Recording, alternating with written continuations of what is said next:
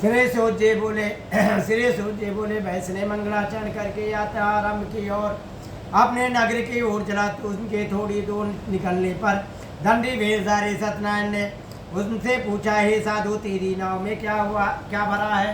अभिमानी बालिक को हंसता हुआ बोला, हे दंडी आप क्यों पूछते हो? क्या धन लेने की इच्छा है? मेरी नाव में बेलपत्र आज भरे हुए हैं। भैंस का कठोर वचन सुन करके भगवान ने कहा, तुम्हारा वचन सत्य हो। दंडी ऐसा करके के वहाँ से थोड़ी दूर चले गए और कुछ दूर जा करके समुद्र के किनारे बैठ गए। दंडी के जाने पर भैंस ने नित्य क्रिया करने के बाद नाव को ऊंची उठी दे करके चंबा किया और नाव में बेलपत्र देख करके मूर्छित होकर के जमीन पर गिर पड़ा। फिर मूर्छा खोलने पर अत्यंत शोक प्रकट करने लगा। तब उसका दामाद बोला, आप शोक न करें, ये सब दंडी का श्राप है, हमें अतः उसकी शरण में चलना चाहिए, तभी हमारी मनोकामनाएं पूरी होंगे। दामाद के वचन को सुन करके दंडी के पास पहुंचा और अत्यंत भक्ति भाव के साथ नमस्कार करके बोला, हे भगवान, आपकी माया से मोहित ब्रह्मा आपके रूप को नहीं जानते, तब मैं अज्ञानी कैसे जान सकता हूँ?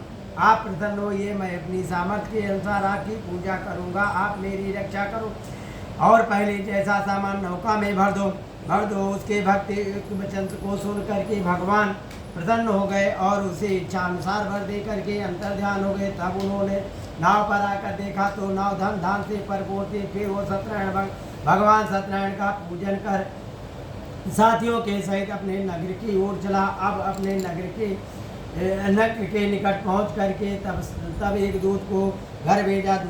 दूत ने साधु के घर जाकर उसकी स्त्री को नमस्कार करके कहा, साधु अपने दामाद सहित इस नगर के समीप आ गए हैं। ऐसा वचन सुनकर के साधु के स्त्री बड़ी हट के साथ सत्यदेव भगवान का पूजन कर पुत्रे से कहा, मैं अपने पति के दर्शन को जाती हूँ, तो कार पूर्ण कर शीघ्र माता के वचन को सुन करके कलावती प्रसाद छोड़ करके पति के पास गई। प्रसाद की अवहेलना करने के कारण सत्यदेव भगवान रूठ हो गए। उसके पति को नाव सहित पानी में डुबो दिया। कलावती अपनी पति को ना देख करके रोती हुई जमीन पर गिर पड़ी। इस तरह कन्या नौका को डूबता हुआ तथा कन्या को रोती देख करके अति दुखित होकर के हे प्रभु, मुझसे या मेरे परिवार से जो भूल हुई है उसे आप क्षमा करो। उसके दीन वचन को सुन करके सत्यदेव भगवान प्रसन्न हो गए। आकाशवाणी हुई, हे साधु, तेरी कन्या मेरी प्रसाद को छोड़ कर आई है, इसलिए इसका पति आदेश हुआ है, यदि घर जा करके प्रसाद खा कर लौटे तो इसका पति इसे अवश्य मिलेगा। ऐसी आकाशवाणी सुन करके कलावती घर पहुंच करके प्रसाद खाया, फिर आकर के पति के दर्शन किए। तत्पश्चात साधु बंधुओं सहित श्री सत्यदेव भगवान का विधान पूर्वक पूजन किया। वह उस दिन से वो हर पूर्णिमा को श्री सत्यदेव भगवान का पूजन करने लगा। फिर इस लोक में समस्त सुखों को भोगकर अंत में स्वर्गलोक को चला गया।